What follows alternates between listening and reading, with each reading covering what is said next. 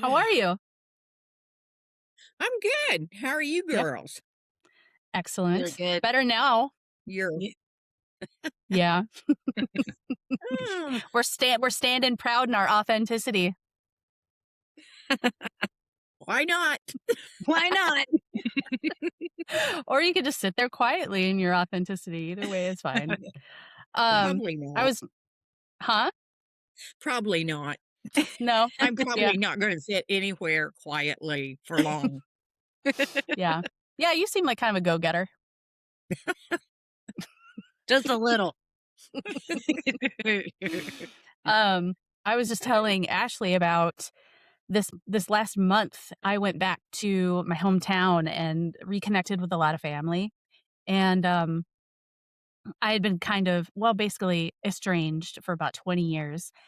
And just these entire worlds that you build in your mind of the stories about how people must perceive you and how things need to be and how you've always been a certain way and how you're always going to be a certain way. So much of that just like dissipated when I got back into touch with them and I was actually in a room talking to them, and it was really intense but pretty Mm, magical at the same time. So, well, yeah. good. Yeah. It was pretty cool, I guess. No big deal. So anyway, um, Arla, what's going on with you? I haven't talked to you in so long. Stuff. Forever stuff. Yeah. Mhm. Um, there's a lot of things that, we're dealing with now, these energies that are so synchronistic.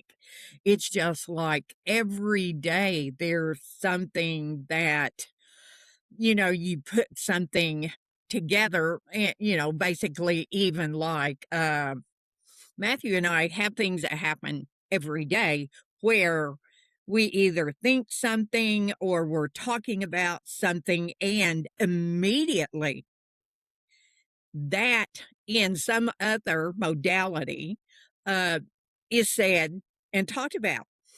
And one of the funny ones was the other day we had, I don't know, YouTube on, I think, and we were talking, and I said, well, sometimes I do, and sometimes I don't.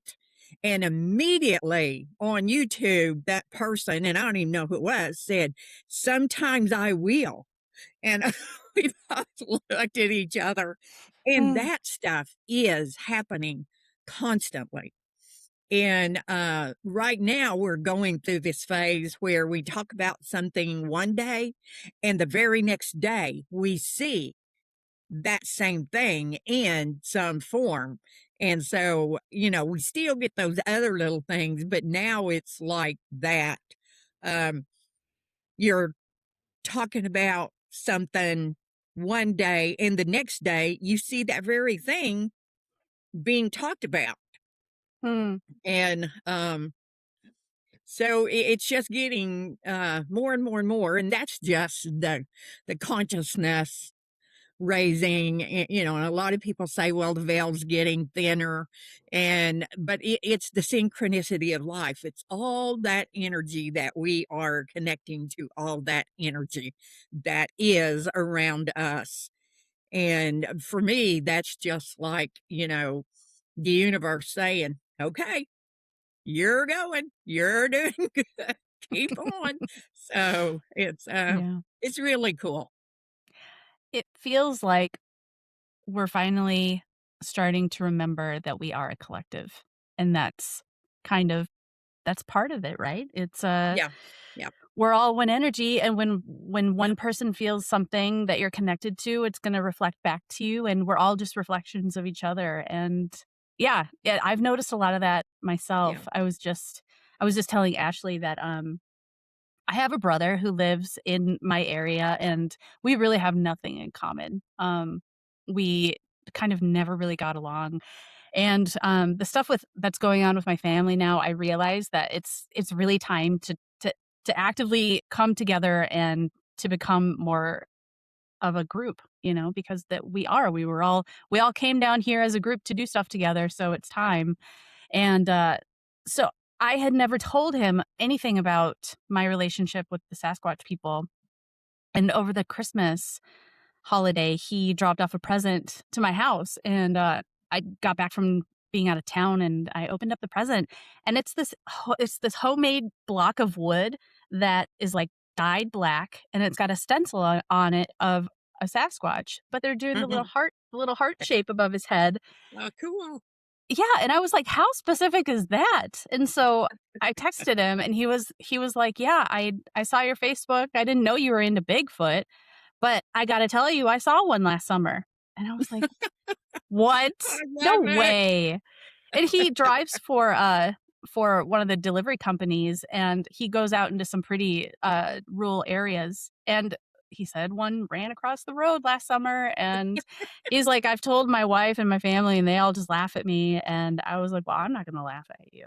So I feel like, and Ashley told me, she was like, they're helping you to bridge connection Yep, exactly. in an authentic manner instead of trying to reach for something and be like, "Oh, you like pizza," or you know what I mean? It's one level up. It's where I can Yeah. be completely honest with them. And yeah, it's like you said, so That's stuff is really, happening. really cool. Yeah, maybe I'll interview him. That would be kind of neat. Yeah. So, That, yeah. and that's what they do. They they do all kinds of things for us that we're totally unaware that they're doing at the time. But like with your brother and his sighting, now was the time for you to connect. And what better is to connect through? I know. Yeah, some amazing experience that you are kind of nervous to tell other people about because you're like, "Oh, I don't know how they're going to Yeah. receive it." It's like, yeah, well, talk to your sister about it. She knows a little bit. So, yeah. Yeah, I That's don't know. awesome. Ashley, Yes. are you wearing a full-on winter coat in the house? No, it's a vest. So Oh, it's okay. keeping my core warm. It is cold in Mm, here. yeah. So what's up with you? Man, so much. Let's hear. So I feel like much. I'm on The View or something. Let's dish, girl. What's going I on? will spill the tea. Oh my goodness. Mm, So, yeah, just having mind-blowing experiences at Mount Tabor that, like you were just saying, Arla, the way that they're bridging people, the way that they're connecting experiences, and for people to have that, Yeah. together, and then learn from all of that. It's been next level. Like it's so funny. It seems like maybe every interview that we all do, everybody's kind of saying the same thing, "It's next level," and then it's the next level after that, Yep. and after that. So, like for me, I just feel like this education that they're giving me at this particular place is so important, so Yeah. so so Yeah. important, for the next evolution of how we see them, Yeah. right? Yeah. Because what is happening there is taking them out of the forest, right? Like for the Yeah. most part, especially within the Bigfootin community, we are going out to their homelands to find them, right? And having this mindset that they are physically far away from us, and we also know through our experiences that they're with us all the time, Yep. right? Like individually. But what Tabor is expressing, and what the Sasquatch people of Mount Tabor are expressing, is that no, we're here. We're in your city, Yep. like we are interacting with you. We're interacting with the children. We're all learning from each other. I'm wondering at this point if Mount Tabor is a place for the juvenile Sasquatch. Mostly, I want to say, like, mostly it's juvenile energy, I feel. Yeah. And that Is this a place that they are coming into to learn about the humans through the shape-shifted into human Yeah. form, so that these kids are playing with the human kids. They're interacting with the adults. They're walking the paths amongst the humans. Yeah. They are. Whoa! This isn't just me, right? This is so much bigger than me. Yeah. But Yeah. it hasn't been recognized since I was able to see it, and my friend Renee presented this. You know, I Yeah. wouldn't have known either if Renee, and again, those synchronicities and how everything Yeah. is falling into place. That's how Mhm. that happened. That's how that happened. I Mhm. think they had a hand in it, you know? Right. Yeah. Yeah. Yeah. So And there are places, and that's like here. Um, this was in the beginning when I started speaking out. There were a lot of children, the Bigfoot children that came through here, and some came and stayed, and they were taught.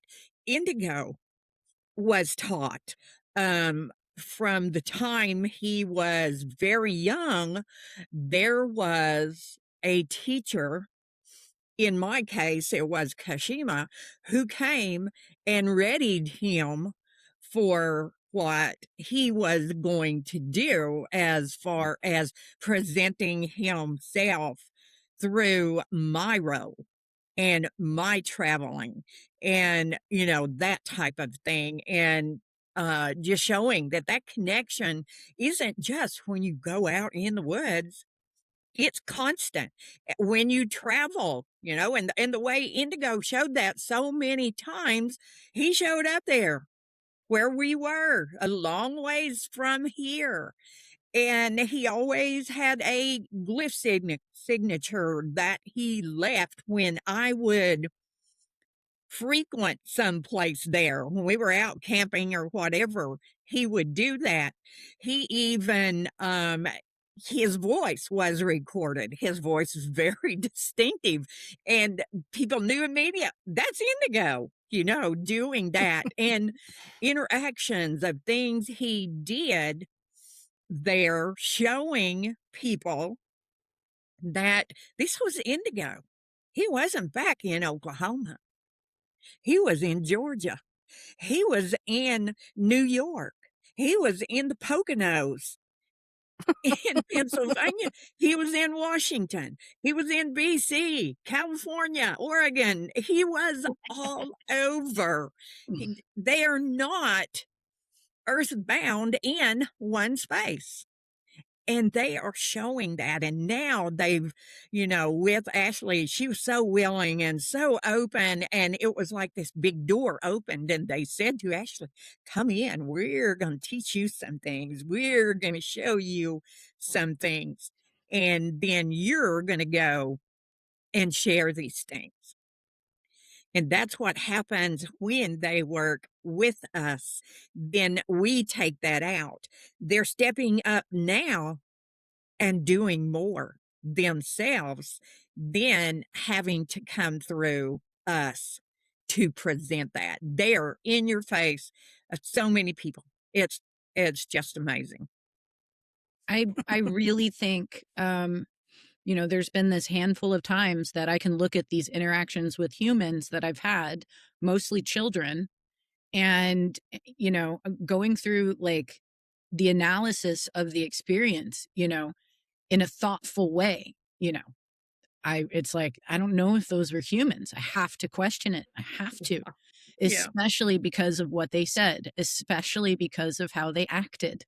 And I just recently said this in another interview that when I've had these experiences, there's absolutely no way that I could physically tell the difference between a Sasquatch in shapeshifted human form and an actual Yes. human. Yeah. No, you There's, won't. there's no way. Yeah. But these things that bring up the questions are the way that they're speaking, what they're saying, how they Yep. are Yep. acting, right? Yep. So with the boldness of their actions at this point, and the encouragement that's coming with this boldness from Mhm. them for us, for what we're speaking, standing in our truth, right? um it's gotten to this point to where, like, in the Snowberry video of Solstice that I put out, if those 3 teenagers, which I highly suspect were Sasquatch people, right? They walked up to us with purpose from the forest, right? They came up over a hill that was just like all wooded down there. So they weren't on a path, but I had a full visual of them from the moment they crested that hill. And there was no deviation of their path. They came and beelined it straight towards us, where we were standing in the most perfect point in time, right? The perfect timing of me standing in those maples underneath the structure. And then the things they said. Which they came up and they stood next to Yvonne on the right of her and to the back. They made sure not to be on camera, but they made sure to be close enough that the camera from the phone that was recording could pick up their voices. So you can hear what they say, because what they say is, these are things that we know, right?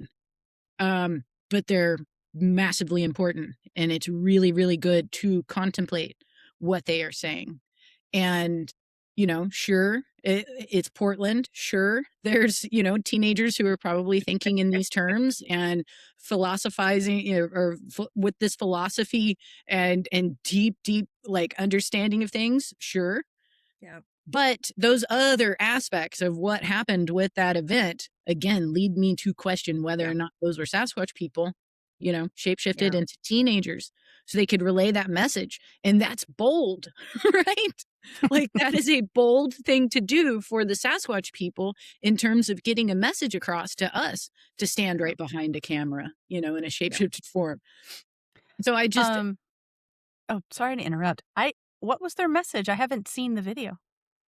so they came up. And if, like, I'm standing here, Vaughn was standing in front of me and she was filming me, and she was actually just going to take some photos, some stills, but she had the video running because we had walked up and I had it running, and I handed her over the camera, and then she started to video and take stills. And as I'm standing there, these 3 teenagers crest this hill at the top of the park, of the volcano. And they come straight towards us. And they look like skater kids, maybe like 15 years old. And there's 2 males and 1 female. And it's a male, female, male is how they're walking. They walk straight up to us. And then the one to the far right, as I'm looking at him, he says, "Did you build this?" And I said, "Absolutely not. I don't have these skills. I think the Sasquatch people built them." And he said, Are you talking about the one Sasquatch that might be out there, or are you talking about the interdimensional beings who are of higher consciousness, and there's many of them all over the place? I said, "I'm talking about that one." And he said, "Cool. Yeah, that's the one that's cool." And then he like, that's where it starts. And then he I talk about, I'm like, yeah, I think that they're here. I think that they're building these things. I research this. I have a friendship with them. I see these types of things in their homelands, and I come to the park and I see the same activity. And then there was a lineup of questions that were, like, really specific and presented to me to, like, share certain information. And I was feeling this and knowing it in the moment, right? I knew there's something more to this. I'm just going to flow with it. and then one of the other most poignant things that the same individual said, there was one that spoke most, and then there was the other boy. He asked a couple questions, but he was like, "So, are you documenting all of these things that are happening here? Maybe taking notes in your book and making sure to have chronological information about the activity that's like." He said something like that, and I was like, "I got a YouTube channel." Like, you could check out the YouTube channel. And then, one of them brought out a phone and they were like, "Oh yeah, it's pretty cool." And I remember it was the girl who said that. She was like, "Oh yeah." And she was looking at me and I'm looking at her. I'm like, "You already know," So, but then, and then the boy on the right, I said, there's structures down at the bottom next to the, right next to the kids' playground. And then the one boy said, he was like, I hear that the Sasquatch like the energy of children, and they like to be around them because they have higher, they use their imagination more. And I said, yes, they really do like the energy of children. And then he talked about belief systems. He was like, um, when you when you limit your belief system and the way that you look at the world, you're going to limit your experiences. And with children, they don't limit their experiences Yeah. because they allow all the things to happen. And I was like, you got that right, kid. Like, And that's Oh my usually how goodness. teenagers talk, you know, they're I know. So it's like, yeah. it's very, I think it's highly beneficial to watch that video. It's called the Sasquatch People and the Snowberries of Winter Solstice. Okay. Watch that video and put on closed caption, turn up the volume, listen to what this group of individuals have to say. It's I important. will. Well, I'm pretty attuned to the Sasquatch energy too. I can feel it when they talk. So we'll see. I'll listen and I'll report back to you. Yeah, cool. That's so amazing. You told me that story. What was it about the kid and the adult who were inside one of the structures? Yeah. And what were they doing? Were they building or were they? The it was I think it was May 15th actually of 2025, and I was there with a friend, Christopher. That was the first time that we had met, and he had learned about me through Sasquatch stuff. And we went to the park, met up, and played and found Sasquatch things and had fun. At the end of our walk, we go back to structure one, and there was a child and a man inside. In the way that they acted, the way that they spoke, the things that they did, all led me, again, that would have been my third experience with potential shapeshifted Sasquatch people. The first one being, I think, like 3 years ago, 2 to 3 years ago. And then nothing happened until this past April. And that's when I learned about all the activity and had a very interesting experience with potential shapeshifted Sasquatch people on the third time of my visits there, the third time I visited. And then May Oh, 15th was this third time with the child and the man. What's interesting is that the man, although he was presenting himself as a small statured, 130-pound man in his early 30s with curly brown hair that was very short, he was squatting on the ground. He never looked at us. And when he spoke like this. And he said this whole dialogue about like needing clay so that he could make a bowl. And then he said, he said, but we do not have a kiln, but we do have a campfire where we live, where we can put the bowl in the campfire. So, that was not, that was again, like questionable behavior from a supposed human, but it was not questionable behavior from a Sasquatch. And what was really interesting to me is a few months back, I was in Oak Ridge at the Area 58 Museum doing a presentation, and my friend and yours, Jeff Rohn, was there in attendance. And when I started talking about this experience, and I mimicked the way that this individual spoke, he raised his hand. He was like, "That's what they sound when they mind speak to me." Yes, me too. I've told people before. It sounds like almost like the Hulk or Captain Caveman or something. It's I've been saying very Worf, direct. like Worf yes. Oh, from yeah. Star Trek: The Next War. Generation. Yeah. Okay. Yeah, Yeah, that makes sense. gruff, blocky, to the point. Yes. Yeah. Yeah, Yeah, Yeah. that's so funny. They do. And most of the time they don't get in a hurry when they're talking either. They don't, like we do. We put this big long stream of something together. And the majority of the time, they don't do that. And to take Ashley's story or experience a little further, they're doing this in cities too, Mhm. walking up and down the sidewalks in cities.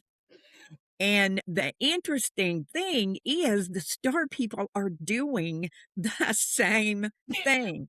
This is like this joint effort to get to humanity, to get us to open up, to get us to see things in a totally um, different way. They are not bound by what a lot of humans think any being, anything like us, is bound to.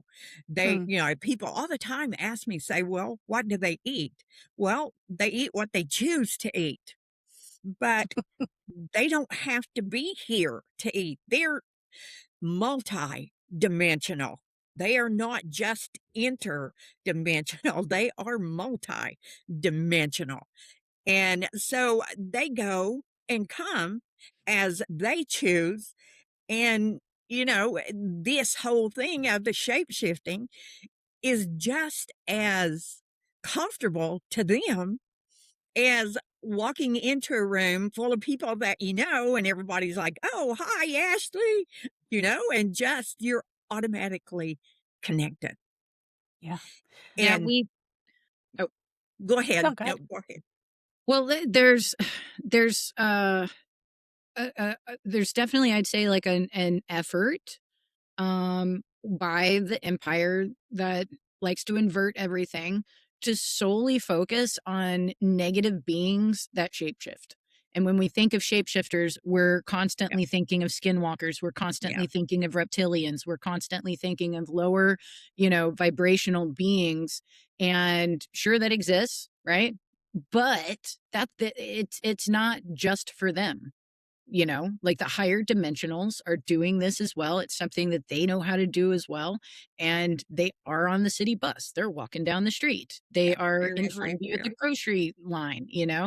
Yeah, So that's they that it's easy to integrate and it's also hard to integrate at the same time, right? That kind of higher resolution as Yeah. to where we're at.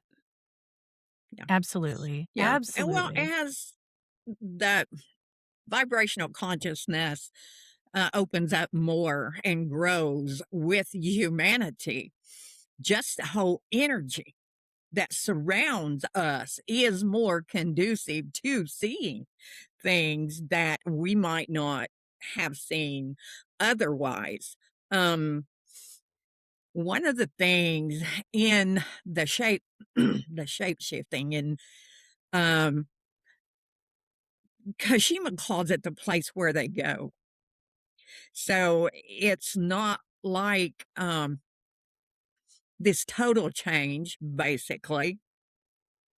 And something else he said recently when I was doing an interview was that humanity sees them as they choose for humanity to see them. Do they look exactly like what we see? Doesn't matter. Do they have to look like that? No, they don't. Because they're not bound again by just that. That is what they have chosen to look like. The same as, when we come in this time to learn, we choose so many things that we want to learn, things that we want to understand, even to the point of how we're going to look, Hmm. how this body is going to look to everyone else. But that's not really how this being of Arla outside this physical 3D looks. Right. And so we get that in our head that's how they look. Oh my gosh, they're big, they're hairy, they're loud. Well, yes, they are when they show themselves to us. And there's purpose in that as well because that pushes our fears and our understandings as well. Yeah. I think as you guys were talking about this, I got this image in my mind of uh the star people and the forest people kind of coming out. And I know they're helping us in layers upon layers of different ways, but I think that it's also not only is it a lesson for them to come and walk among us and to learn more about us, but they, just like we all influence each other with our energies. And being a healer isn't just about being a doctor or being a Reiki healer or whatever. We're all helping each other just by emitting our life force and our energies and our templates. I feel like they walk among us and they kind of drop these seeds, these little seeds of, I don't know, wisdom, inspiration, maybe open mindedness. And I think that that's another way that they're helping us. I know in my experience with these beings, I'm not even the same person I was a year ago. I feel like a Mhm. completely different Yeah. person. My mind is so much more open, and they've taught me so much about how the heart is the center of everything and the frequency of love is everything. And so, yeah, I don't know, that's just the little download I got as you guys were talking, is that they're helping just by, like, emitting their frequencies at us, walking down the sidewalk or on the Yeah. bus or whatever. Well, the truth is, we are learning about them, and if I had a nickel for every time I've said this over the last going on 17 years, what they're teaching us is about ourselves and Mm, who we are. That's what they're doing. Yes, we are learning things about them, how they do things, but when we're open to learn like that.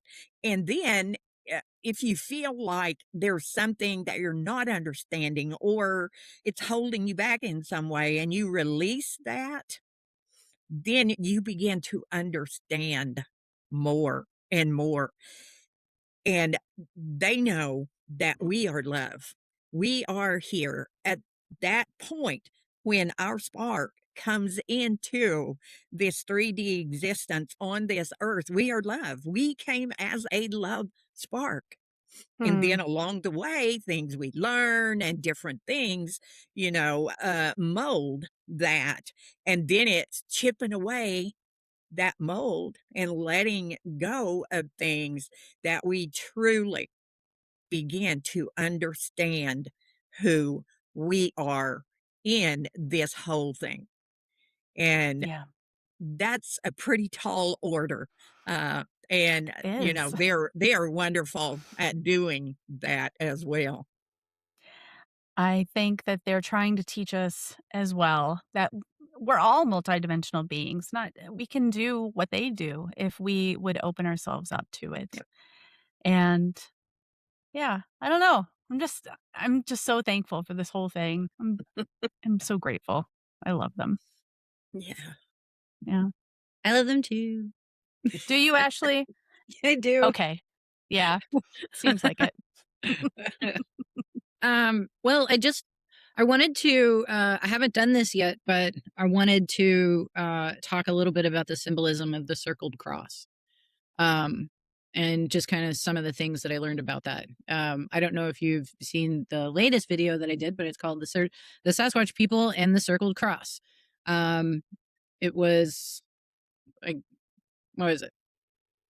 A week ago, 2 weeks ago, something like that. I went down to the park and holy smokes, lots of things along this big path. And the kind of like culmination of it was finding this woven circled cross that was made out of vine. It was made out of rosemary, lavender, some sort of I don't know if the leaves were on the vine, but there was leaves of some sort. And then at each of the connection points of the cross of the center and then the four on the circle, it was a white twine that had been used. And on the center of the cross right here where it was bound, they created, it was like wrapped a few different times in one direction, and then the like finishing touch wraps made an IX. And Hmm. that is the same for another gift that they gave me at when you were at the park, when you had left, and then Whitney and I started walking down the stairs, and I found the basket. It's like right The in my basket. yes. So the Yeah. basket had that same situation on the interior in the center, which there's multiple meanings to all of this too. Putting a color in the center of a woven basket can mean a lot of different things. So that for the basket, it was blue. It was blue yarn. And then for this circled cross, I had that IX, and I am getting the IX again, kind of like continuously throughout this whole adventure. And I went to look up the meaning of the circled cross, which, come to find out, is one of the oldest symbols we have in humanity.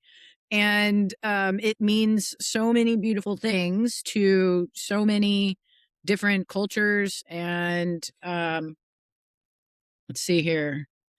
The circled cross or sun cross is one of humanity's this is all from ChatGPT. I think I just like asked AI, like, hey, tell me everything about this. Sure.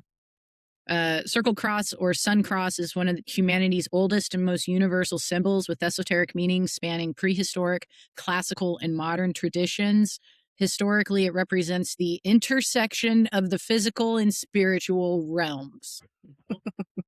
So I thought that was pretty amazing that that's one of its most important symbolisms of it, is that it's the place where the physical and the spiritual meet, which is what is happening with the Sasquatch people and humans at Mount Tabor. um, let's see, there it comes in with a cosmic balance. The four arms traditionally representing four elements: earth, air, fire, water. The four cardinal directions: north, south, east, west. The four stages of the day: morning, noon, evening, midnight. That it's connected to eternity and life cycles. The outer circle symbolizes infinity, wholeness, and the unbroken cycle of life, death, and rebirth. In ancient Egypt, a similar form meant village or home. In solar worship, which is one of the most widespread historical meanings, is the sun cross, the solar wheel representing the sun's movement, the four seasons, and the life-giving energy of solar deities such as the Norse Odin or Celtic Tyrannus. In indigenous medicine, it's the indigenous medicine wheel. Yep. Native American cultures use the circled cross to represent the sacred hoop or medicine wheel, signifying the universe's natural order in the four directions. In Christian and Gnostic adaptations, you can find it in the early missionaries with St. Patrick. He's credited with merging the pagan sun circle with the Christian cross to represent Christ as the light of the world and the symbol of eternal life. There's also the aspect of the divine halo. In Christian art, the circle became a nimbus or halo representing the divine presence of saints or the cosmic authority of God. The Coptic cross, Egyptian Gnostic Christians used a variant where the cross is within a circle, often interpreted esoterically as the soul's journey through the material plane. There's in esoteric and occult interpretations, spirit versus matter. In alchemy and hermeticism, the cross represents the physical material world, the Malkuth in the Kabbalah, which the circle represents the perfect absolute spirit, the centered self. Esoterically, the intersection point represents the divine spark or the stillness at the center of creation. It is used in meditation to symbolize the union of male, vertical, and female, horizontal energies. In astrology and Earth, in modern astronomy and astrology, the circled cross specifically represents Earth, contrasting with the circle and dot, which represents the sun. So, you know, It's a lot. that was all presented to me after I had one of the most wild rides that of a 2-day time period of going to Tabor, where I'm pretty sure I interacted with shapeshifted juveniles as in the shape of children and a family specifically. Yvonne and I went to Tabor one day, and when we got there, the parking lot was full. So I had to park on the street that goes into the park. I had to park on that street, side street.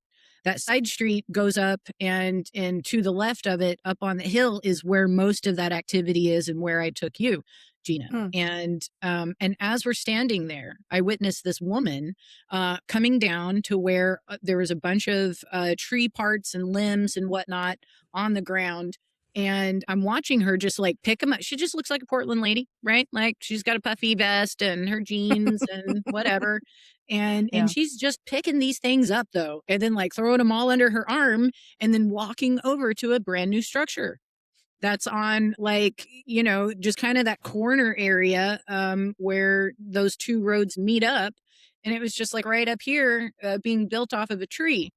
And I'm watching this, and there's a man there. There's, I think, two children. And then this woman walks up, and they're all building on it. And I'm like, there's people in the playing with their kids. Like, the kids are coming over. Like, this whole thing is happening. I'm like, okay, is this just people? Right.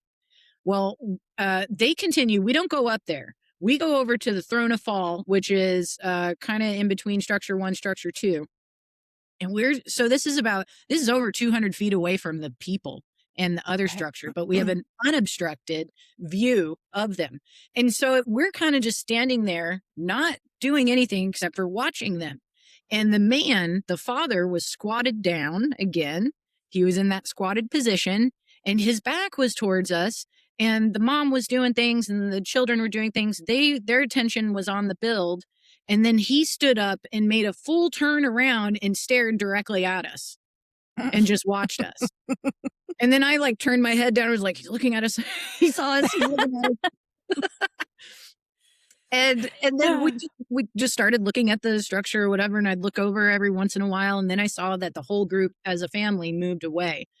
And then we went over to the Snowberry structure. There was differences with that. They were specific to things that I had said or mentioned or whatever. This mirroring this is happening a lot. I will be completely alone, and I'll say things into the camera. And the next time I go there, what I'm presented is in relation to what I said while I was alone.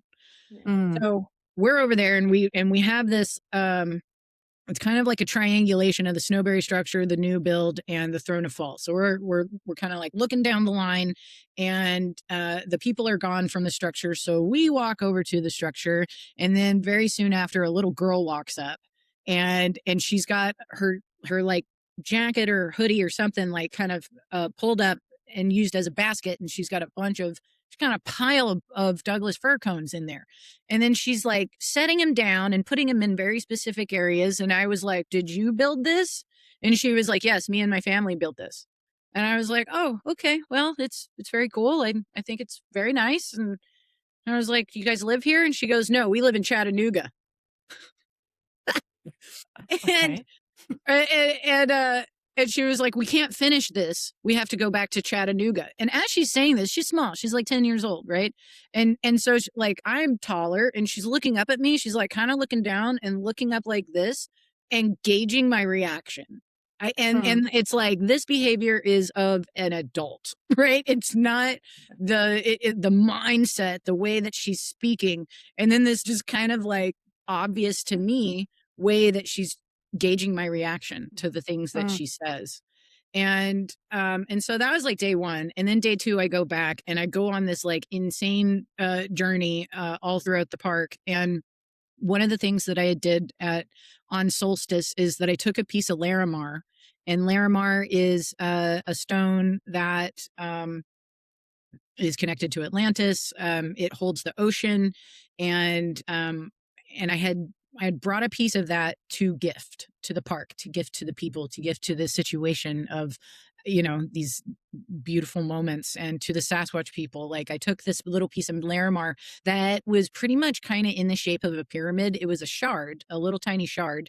But I noticed, and the reason why I picked that one in particular with the pieces that I have, is that it was kind of like this little pyramid shape.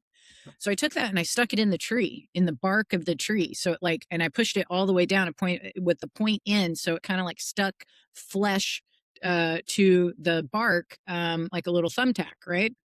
And and I had done that on solstice. It's still there. At least the last time that I was at the park, it was still there. And so then the little girl said Chattanooga. She's talking about Chattanooga. When I went home that day, I looked up the etymology of Chattanooga, and it means a stone that comes to a point. Okay. That's what the word means.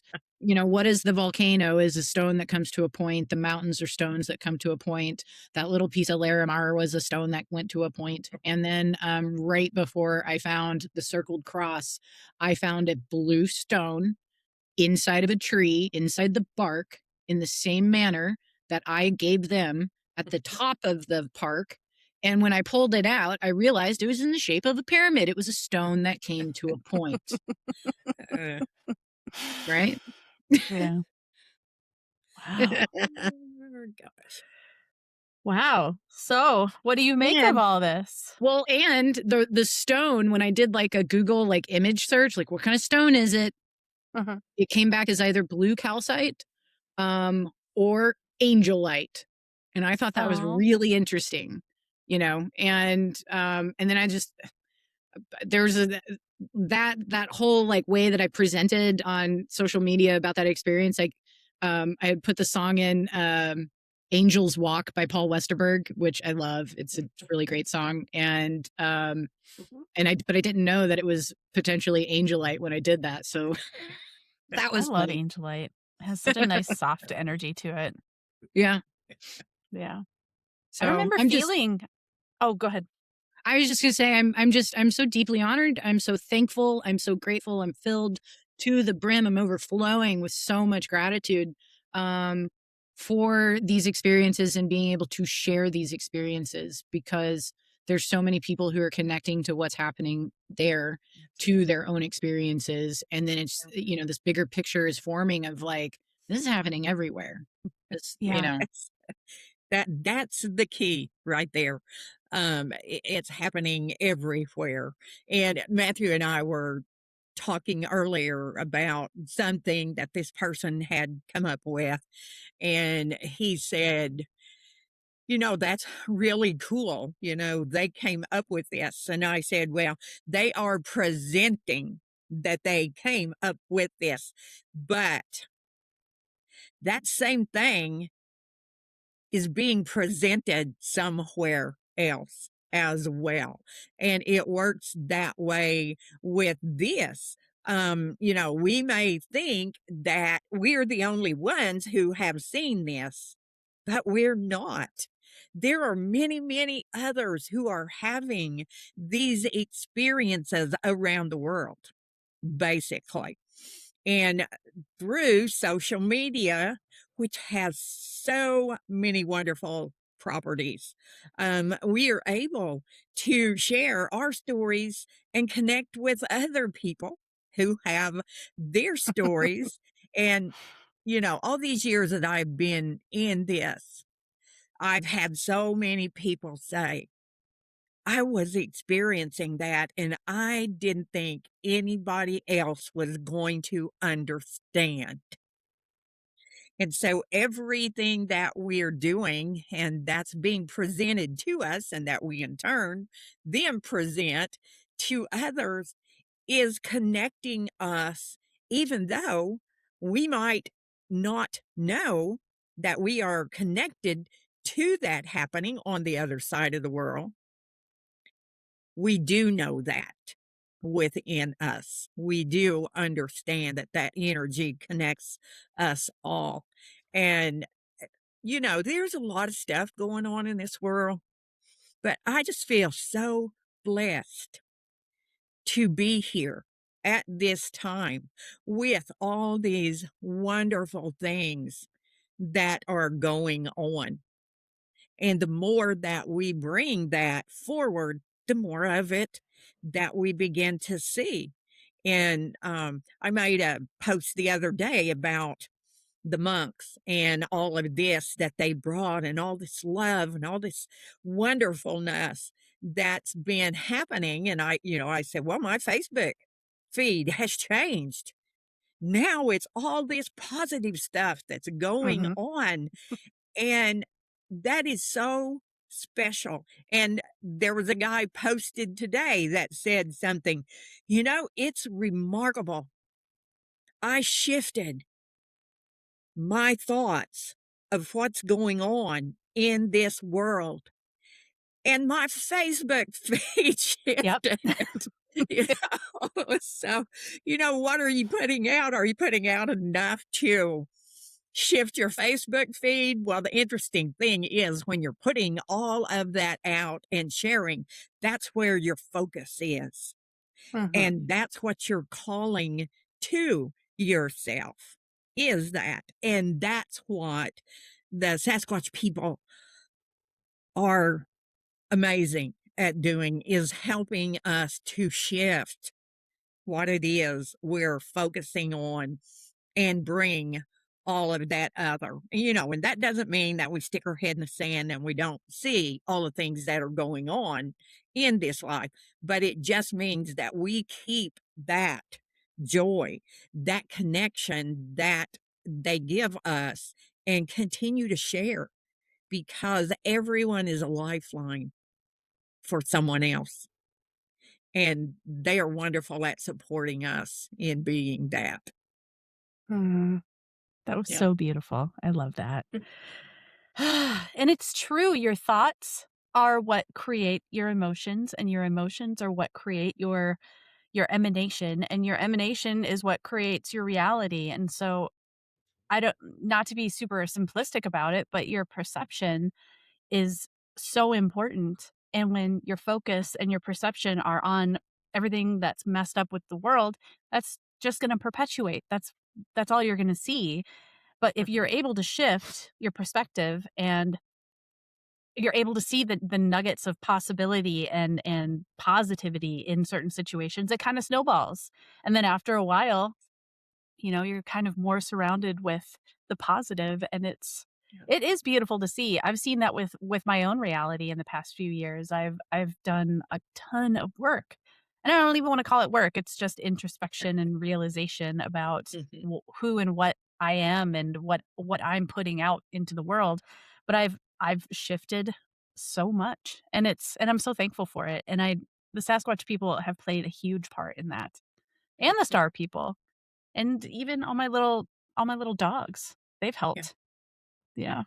yeah. So it's living right now at this point in time is incredibly exciting. And Mhm. you can interpret your fear as just fear, or you could also interpret it as excitement.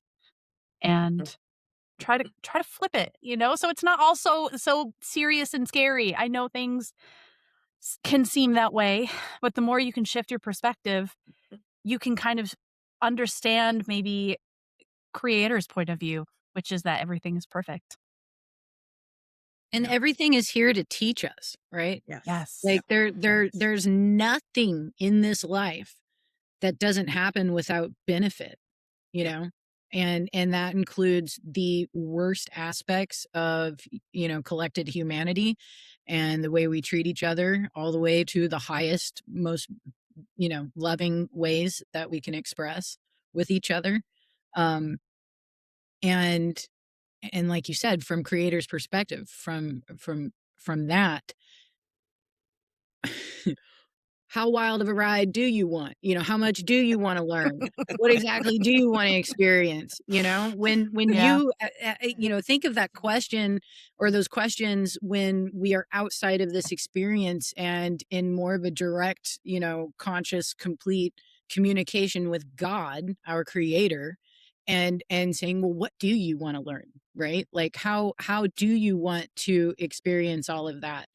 And then it's like none of this is really that bad, right?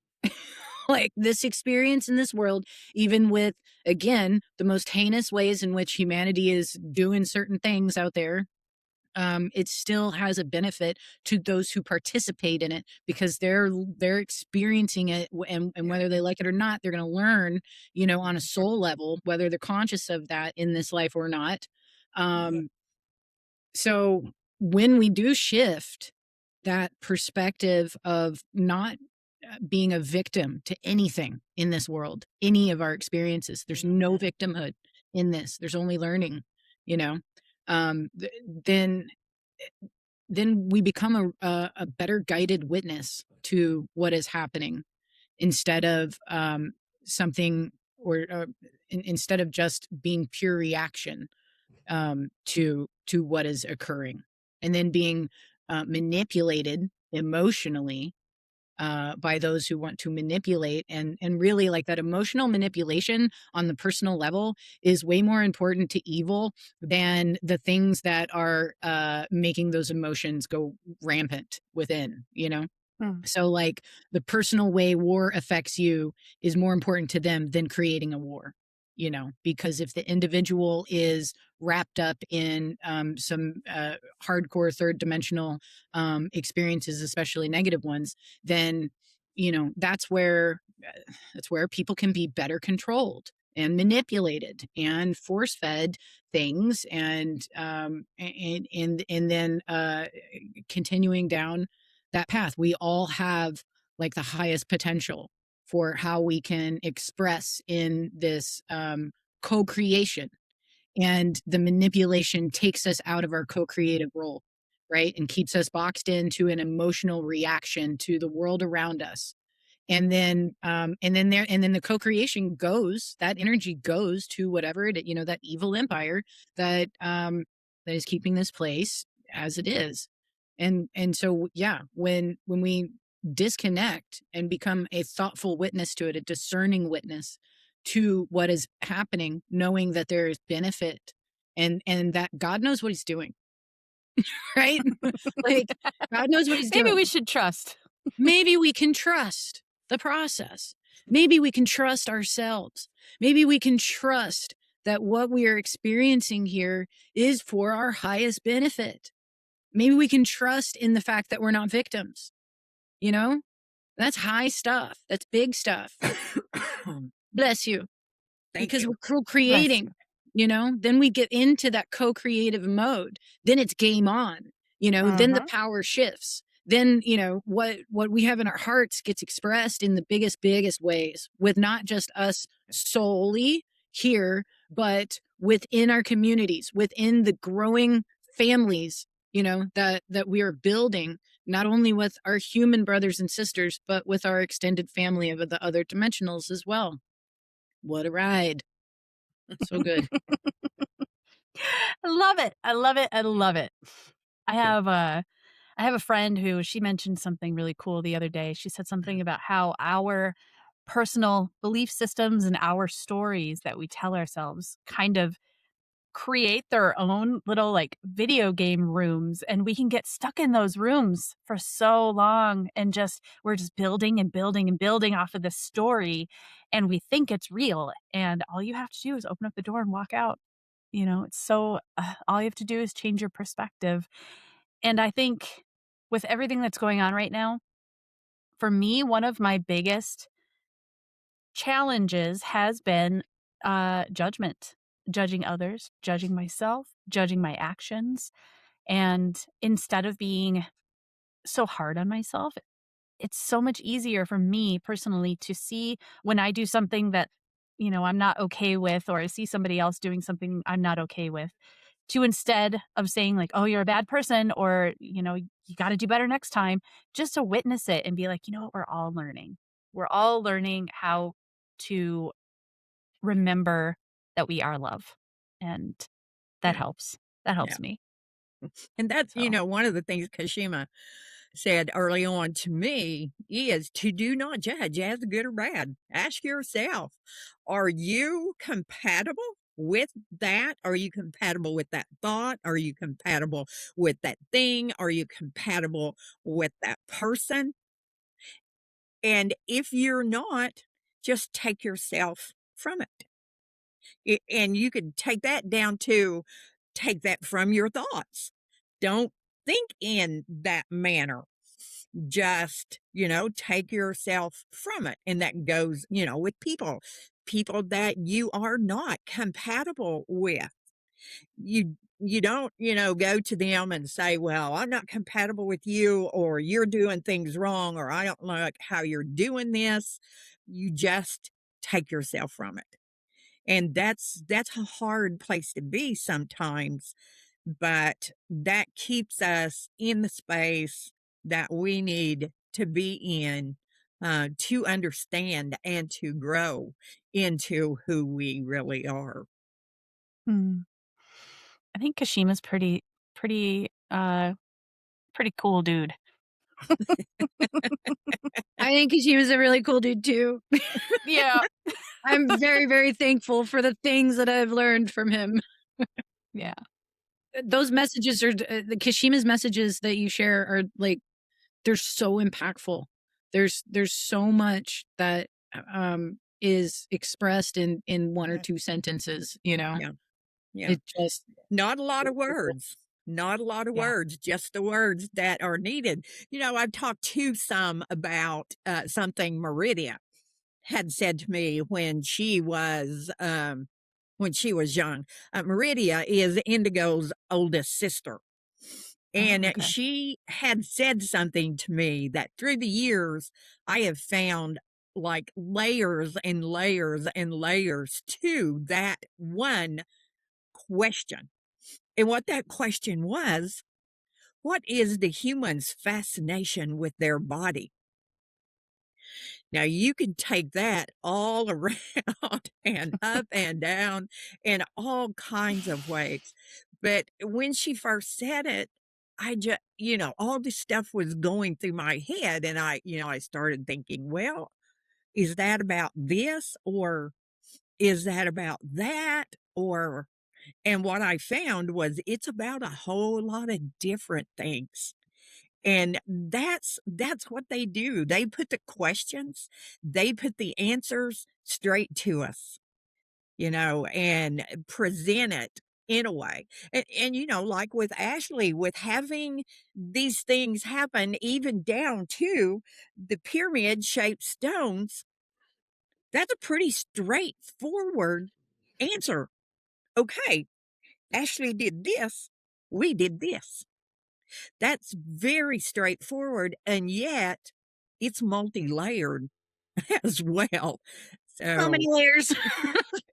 Well, and yes. Ashley is so good at analyzing it and dissecting it and seeing all of these different layers. Um I feel like I've been having a lot of pretty mind-blowing experiences lately, but I I don't I don't know if I go into it as deep as Ashley does. And you're kind of an inspiration. Maybe I will take some Thank more you. time. Maybe I'll start journaling about this stuff. I should. But I've Yeah, interviewed so many different levels of awareness with this stuff too. The people that I interview, some people are like, I went out and I heard these knocks and then I heard some howls and I'm going to go and chase that now for a long for whatever, for however yeah, long. I'm experiencing mind speak and orbs. I'm going to go explore that for a while. And now it's to the like, I'm experiencing shape shifting into humans and learning these different multi-layered lessons and messages from yeah, these beings. And it's like, wow, that's so cool. It's so cool to experience all of these different yeah. stories and people telling their perspectives of what's happening with them. I'm so like, this is so cool. I love doing this podcast thing. It's great. Good. It's it's really Continue doing fun. it. You're one of the better ones out there that are, Aw, bringing the good conversation out, bringing the gospel to the I people. hope Good so. news. That's so nice, Ashley. Yep. I have a I have a quick story. Oh yeah. This was a recent thing that happened, and I haven't really talked about it, but it does showcase this relationship where they're with us always. They're always intervening when they need to. Um, they let us know, right? So it was uh 2 weeks ago, 2 or 3 weeks ago. It was my I was at work. I was done for the day and I was leaving, and I work in a rural area, and I left this one rural road and I got onto another one, and on my dash of the truck I have a piece of lichen that was left on my tire, and also I had one of the Chinese money plant seed pods that was gifted in Tabor, and it had dried and it turned white, and I had put it right in the center in this little area. I've had every window down on the freeway. Like, those things don't move, right? They don't move. They've never moved. They've been there for months and months and months and months. And I get on this rural road going like 20 miles an hour with just like a little bit of my window open, in the Chinese money plant seed pod popped up off of the dash and then did this whole thing and flew around my face and then dropped in between the door and the seat. And I came to a stop. And I looked down and I said, they want me to stop. I'm going to stop. That's what they want. And so I just sat there and let like 30 seconds go by, 45 seconds. And then I was like, now I can go again. So I continue on this rural road until I'm about to hit concrete and a road that goes through a neighborhood. Starts out at 45 miles per hour, and after a bit, you get to 25. And so I'm going 45. And before I get to that 25, about 75 feet in front of me, a child runs across the street and does not look, comes out of nowhere. And I didn't have to brake. I didn't have to stop or slow down or slam on my brakes or anything. But what would have happened if I didn't stop for those 30 or 45 seconds because the Chinese money plant flew around in my face? Yeah. Right. And then it just, it just flew through my body. It flowed through my body of this knowing of there. And I was like, thank you. Yeah. Thank you so much. Thank you so much. Oh my goodness. Boy, did that help out a lot, Yeah. And then when I got home that night, immediately I opened the door and I looked for the little plant and it was gone. It was not. It was not in the truck anymore. Oh, geez. They intervened. Wow. Right? Mm-hmm. They do.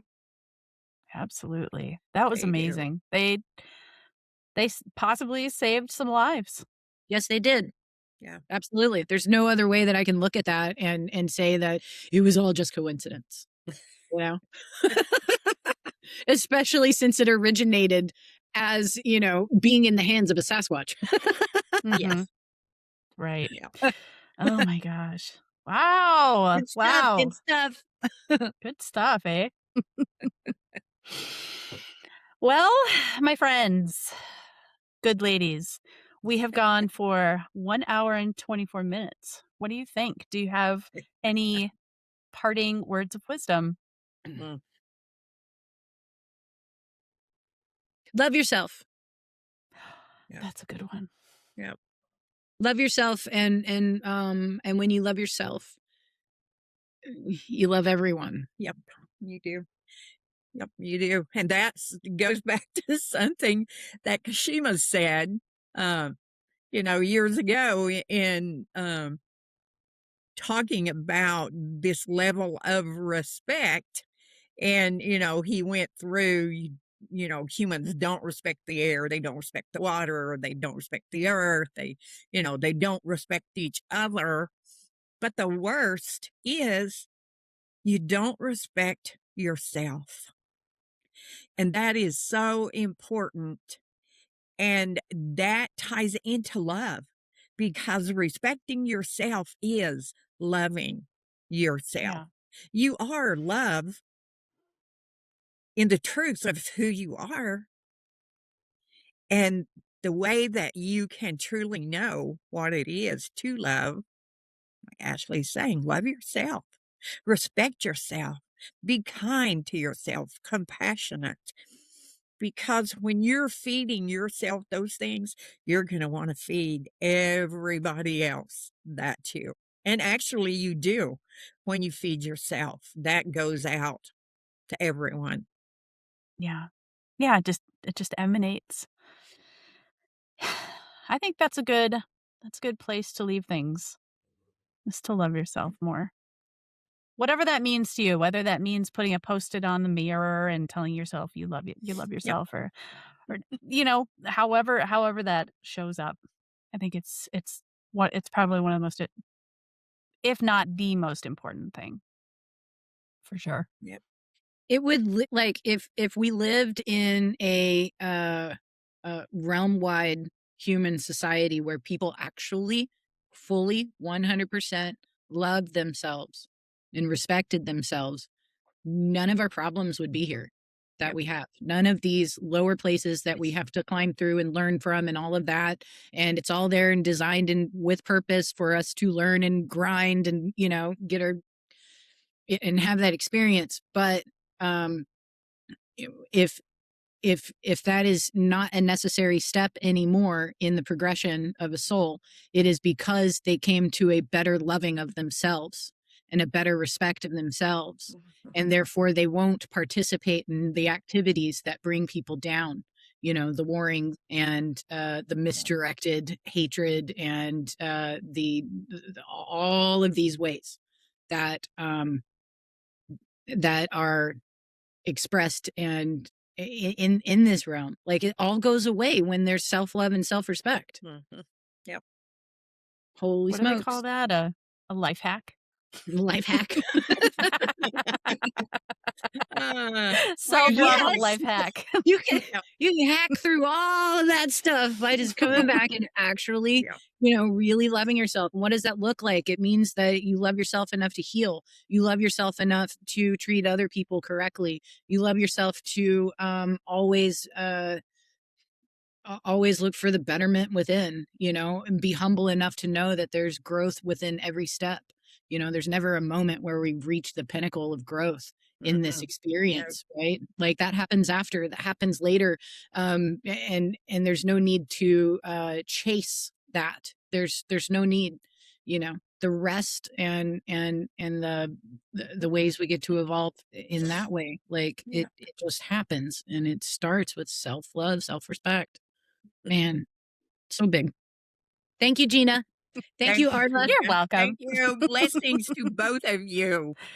So many blessings. And this has been so wonderful. What a fun conversation. All right, my friends, I will let you guys go. I'm going to turn this off. If you could hang out for like 2 minutes afterwards. Okay. Sounds good. Thank you, everybody, for watching. And I'll put all of everyone's information at the bottom. And I hope you enjoyed the show. Bye. Bye. Bye.